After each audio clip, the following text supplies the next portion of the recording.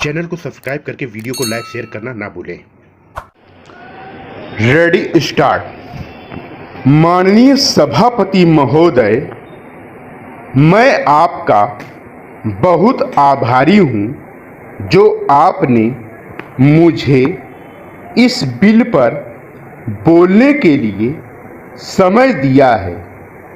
यह जो बिल सहकारिता समिति को एक समिति में भेजने का निश्चय किया गया है, जिस पर कल से बहस हो रही है, उस पर मैं आपके आदेश से कुछ कहना चाहता हूं।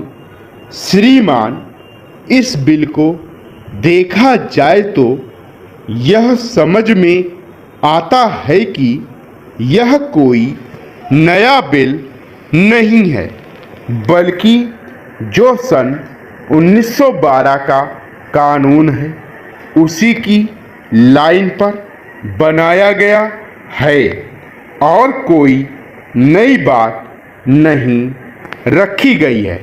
श्रीमान, इसमें सहकारी खेती की बात रखी गई है।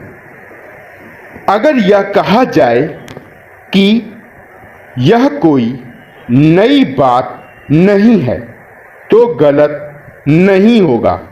जहाँ तक सहकारी खेती का संबंध है तो उसकी तरफ जनता और विशेषकर किसानों का बिल्कुल कोई झुकाव नहीं है और उनका झुकाव न होने के कारण उन्होंने उसे उस सीमा तक नहीं अपनाया जितनी सरकार को आशा थी। श्रीमान, आपको मालूम है कि नागपुर कांग्रेस में यह प्रस्ताव पास हुआ है कि सहकारी खेती कराई जाए।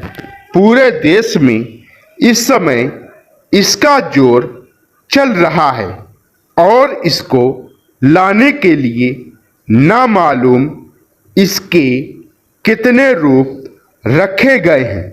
यह कहा गया है कि इसके अंदर कोई जोर नहीं है। अभी एक माननीय सदस्य कह रहे थे कि राजनीतिक पार्टी के लोग यहाँ पर सहकारिता के संबंध में कुछ कहते हैं और बाहर किसानों से कुछ और ही कहते हैं। वे किसी से यह भी कहते हैं कि तुम्हारी जमीन छिन जाएगी। मैं यह निवेदन करना चाहता हूं कि यह जो कहा गया है और किसानों के अंदर जो भावना पैदा होती है वह इस बिल से साफ स्पष्ट होती है कि वह गलत भावना नहीं है।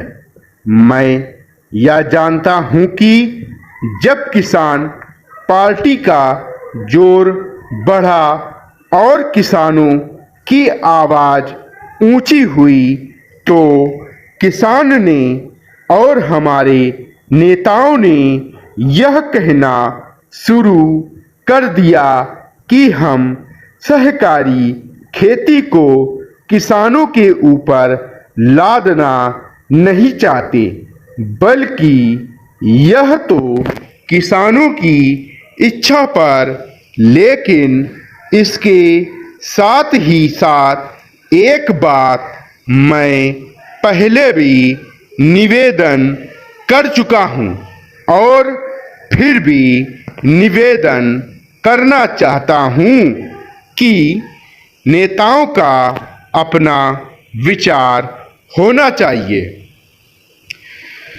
किसी सभा में जब यह कहा गया कि यह जो सहकारी खेती शुरू की गई है, यह तो अंत में सामूहिक खेती की तरफ ले जाएगी। माननीय सभापति महोदय, उन्होंने साफ कह दिया कि अगर सामूहिक खेती होती है तो इसमें भी मुझे कोई आपत्ति नहीं है।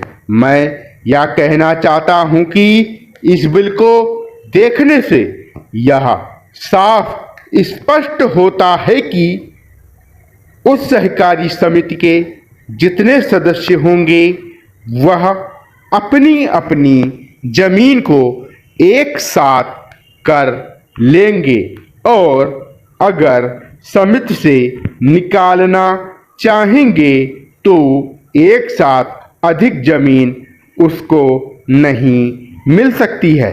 इस बिल के संबंध में इस सदन के सरकारी दल वाले लोगों ने और विरोधी दल के लोगों ने बहुत सी बातें कही हैं, जैसा कि यह बिल है, इसको अभी समिति के सामने विचार के लिए जाना है और वहां से विचार होने के बाद यह इस सदन के सामने फिर से विचार के लिए पेश किया जाएगा।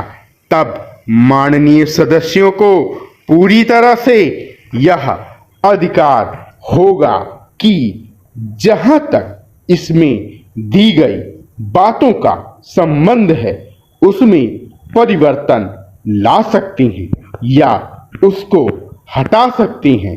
कल से जो बातें हो रही हैं वह सब नोट की गई हैं और मैंने बहुत सी बातों को सुना है।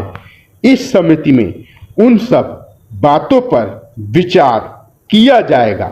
बहुत से माननीय सदस्यों ने इस तरह की बातें कही हैं। यह बहुत आवश्यक मालूम हुई हैं और जैसा कि मैंने कहा है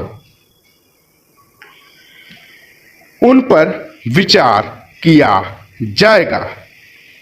जहां तक सहकारिता का संबंध है, चाहे सरकारी दल वाले माननीय सदस्य हों चाहे विरोधी दल वाले माननीय सदस्य हों, सबकी यह मांग है कि जब हम जनता के राज में विश्वास करते हैं और अपने यहाँ जनता का राज स्थापित कर लिया है और जबकि देश में गरीबी है और उसका गलत लाभ भी उठाया जाता है, तब सहकारिता की बहुत आवश्यकता है।